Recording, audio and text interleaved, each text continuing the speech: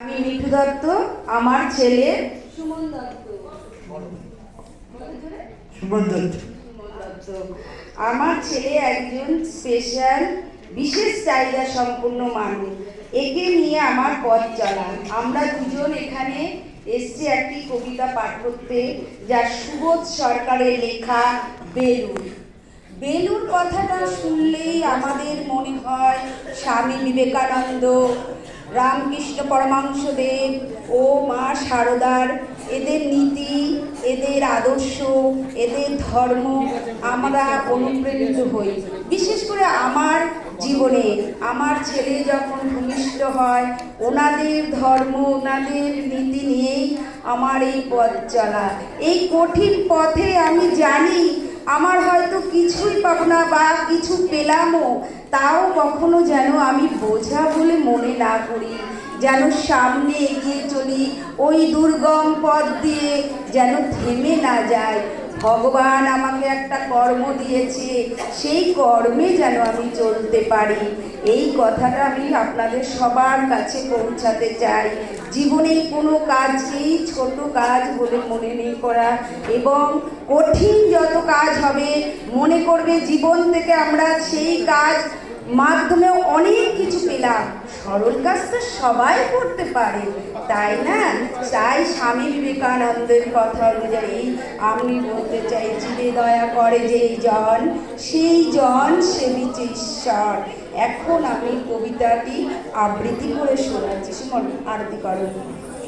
আমি একটি কোণে দাঁড়িয়ে দেখছিলাম, দুটি ছেলে গেরুয়া বর্ষণ পরে মন্দিরের সিঁড়ি মুছছিল। এত মন দিয়ে আমি কাউকে সিঁড়ি মুছতে দেখিনি, এত ভালোবাসা দিয়ে আমি কাউকে ধুলো তুলতে দেখিনি। সিঁড়ি নয়, যেন নির্তপ থেকে ধুলা তুলছে, এমন ভাবে কেউ সিঁড়ি থেকে ধুলা তুলতে পারে? স্মৃতিপ্রজ্ঞা মহারাজকে জিজ্ঞাসা করলাম, এই ছেলে দুটিকে? মহারাজ মৃদু হেসে বললেন, একজন নিউক্লিয়ার ফিজিস্ট, একজন IBM এর 6 লাখ টাকার চাকরি ছেড়ে এখানে এসেছে সিঁড়ি ধুতে। এসেছে সে সিঁড়ি দিয়ে মানুষ ওপরে ওঠে, তা যেন পরিষ্কার হয়। মহারাজ চলে গেলেন।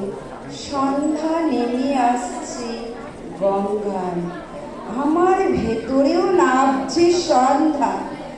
সারা পৃথিবীতে এত সিঁড়ি, সিঁড়িতে সিঁড়িতে এত দাগ, এত ক্রোধ, তত অপমান। আরতি শুরু হওয়ার আগে মনে হলো, যে সিঁড়ি মুছতে পারে না, সেই কোনো মানুষের চোখের জল মুছতে পারবে না। নমস্কার।